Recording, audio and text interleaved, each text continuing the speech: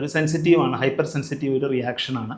രാവിലെ എണീക്കുമ്പോൾ ഒന്നില്ലെങ്കിൽ തണുപ്പുണ്ടാവും, അല്ലെങ്കിൽ നമ്മുടെ റൂമിൻ്റെ ഡസ്റ്റ് ആയിരിക്കും, ഡസ്റ്റ് അലർജി ആയിരിക്കും, അല്ലെങ്കിൽ ക്ലൈമറ്റ് അലർജി ആയിരിക്കും. ഇങ്ങനെയൊരു പ്രശ്നങ്ങൾ വരുമ്പോൾ ഇങ്ങനെയുള്ള ഒരു സെൻസിറ്റീവ് വരും. ഞാൻ എൻ്റെ പേഷ്യൻസിൻ്റെ അടുത്ത് പറയുന്ന അവർക്ക് മനസ്സിലാവുന്ന രീതിയിലൊരു ചെറിയ ഉദാഹരണം ഞാൻ പറയാം. നമ്മുടെ ശരീരത്തിൽ നോർമലി ഒരു ഡിഫെൻസീവ് മെക്കാനിസം ഉണ്ട്. ഓക്കെ, ഇപ്പം നമ്മുടെ ശരീരത്തിൽ ഒരു 10 പട്ടാളക്കാരുണ്ട്. എന്നാൽ അലർജി എന്ന് പറഞ്ഞാൽ ഹൈപ്പർ സെൻസിറ്റിവിറ്റി ആക്ഷൻ വരുന്നു. ആ വരുമ്പോൾ നമ്മുടെ പട്ടാളക്കാർക്ക് അതിനെ നശിപ്പിക്കാൻ സാധിക്കാൻ പറ്റാത്തൊരവസ്ഥ വരികയുമ്പോൾ നമ്മുടെ പട്ടാളക്കാർ അവിടെ ഹെൽപ്ലെസ് ആയിട്ട് പോകുന്നൊരവസ്ഥ.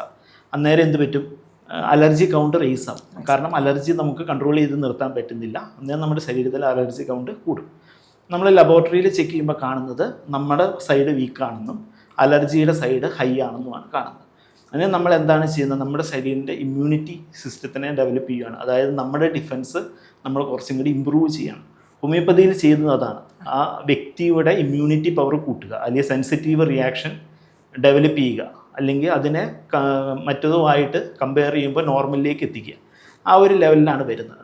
നമ്മൾ മെഡിസിൻസ് കൊടുത്തു കഴിയുമ്പോൾ നമ്മുടെ ഇമ്മ്യൂണിറ്റി കൂടും. അന്നേരം അലർജി അല്ലെങ്കിൽ സെൻസിറ്റീവ് പോലത്തെ ഒരു റിയാക്ഷൻസ് നമുക്ക് വരാത്ത രീതിയിൽ ബോഡി സ്ട്രോങ് ആയിട്ട് നിൽക്കും.